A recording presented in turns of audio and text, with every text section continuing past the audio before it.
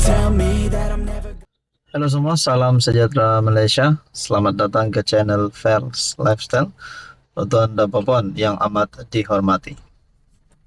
Saudara-saudara, siapapun juga individu, pihak ataupun rakyat ataupun individu lah yang terlibat dengan kesalahan, terlibat dengan salah laku, jenayah, rasuah dan sebagainya, perlu dikenakan tindakan undang-undang. Lebih-lebih lagi sekiranya perkara yang melibatkan suap menyuap menteri. Saudara-saudara, ini satu pendedahan yang bagi saya pasti mengejutkan kepimpinan politik di Malaysia, termasuk nama-nama besar di seluruh Malaysia, termasuk Anwar sebagai Perdana Menteri, Muhyiddin Yassin sebagai pengurus CPN, Mahathir sebagai penasihat SG4 ataupun seorang yang pernah memegang jawatan Perdana Menteri, dan khususnya kepada semua yang pernah memegang jawatan menteri. Satu perkongsian daripada Malaysia Kini bertarikh 4 Oktober, suap menteri, Tycoon Malaysia dihadap ke Mahkamah Singapura. Nah, saudara-saudara, seorang lagi pemimpin ataupun satu lagi individu yang dihadapkan ke mahkamah. Tycoon Malaysia Ong Beng Seng diseret ke Mahkamah Negara Singapura atas pembabitannya dalam kes mantan Menteri Pengangkutan S. Iswaran. Ong, 78 tahun, berdepan dua pertuduhan, yaitu menghalang proses keadilan dan bersubahat dengan bekas Menteri Pengangkutan Singapura S. Iswaran yang kini dipenjarakan untuk memperolehi hadiah.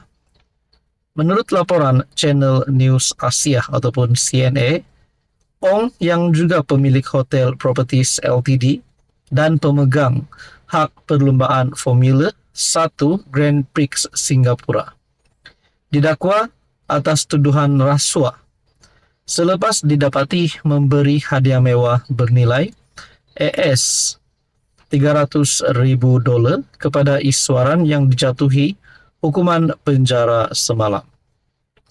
Dua pertuduhan dibacakan di Mahkamah Singapura di bawah Seksyen 165 Kanun Keseksaan yang berkaitan dengan penjawat awam yang memperoleh barang berharga daripada seseorang yang terlibat dalam urusan atau perniagaan dengan penjawat awam itu. Manakala Seksyen 204 dalam kurungan Seksyen 204A Kanun Keseksaan merujuk kepada halangan terhadap keadilan.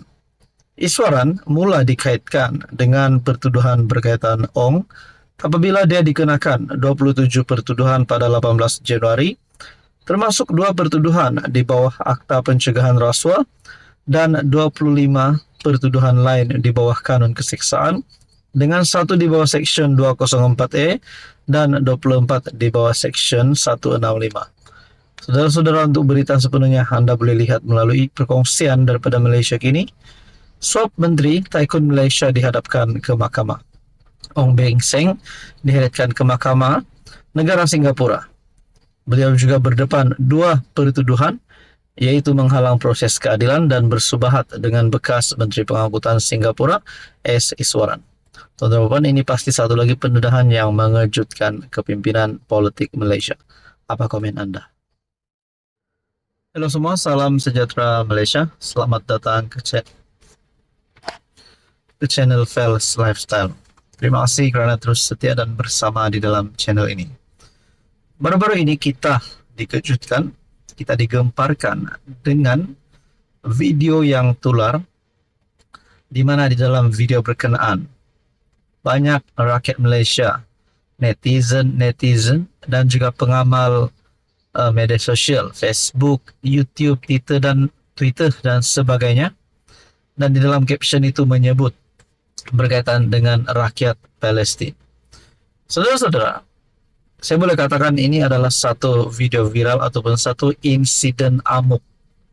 Nah, apa kata ataupun apa komen daripada Menteri Pertahanan? Itu yang menjadi persoalan kita. Apa komen daripada kerajaan, khususnya Perdana Menteri Anwar Ibrahim, berkaitan dengan insiden amok ini? Sudah pasti rakyat Malaysia mahu jawapannya. Dan ini satu perkongsian daripada Malaysia Kini bertarikh 4 Oktober. Insiden amok, jangan hukum semua rakyat Palestin begitu.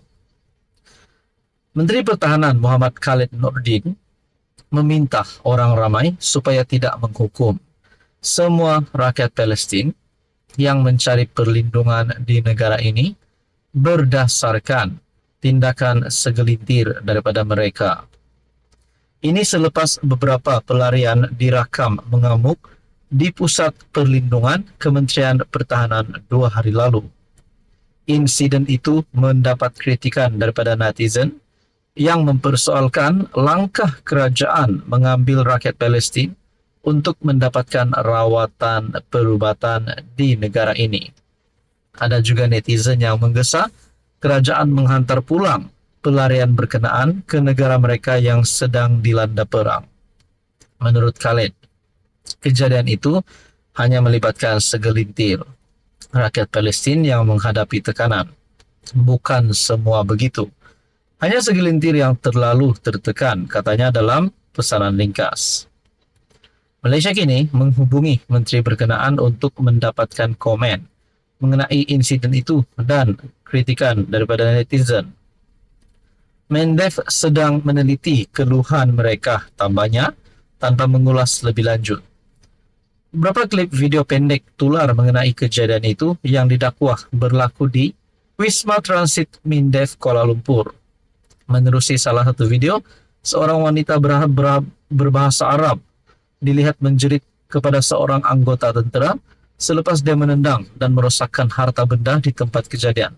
Satu lagi klip video menunjukkan pasu pecah di atas lantai, manakala seorang lagi wanita dan seorang kanak-kanak dilihat berteriak, Malaysia no, Malaysia no, dalam klip video berasingan. Polis Kuala Lumpur dalam pada itu berkata, mereka tidak menerima sebarang laporan mengenai kejadian itu. Pada 16 Ogos lalu, 2 pesawat E-400M milik tentera udara di Malaysia yang membawa rakyat Palestin yang cedera akibat serangan Israel tiba di pangkalan udara Subang, Selangor. Kedua-dua pesawat itu berlepas dari pangkal udara Al-Mazah di Kahira, Mesir dengan membawa 41 pesakit dan 86 ahli keluarga mereka. Ia adalah sebahagian daripada usaha kerajaan Malaysia untuk membantu rakyat Palestin yang menderita akibat pencerobohan Israel. Berkaitan dengan isu ini, apa komen Anda?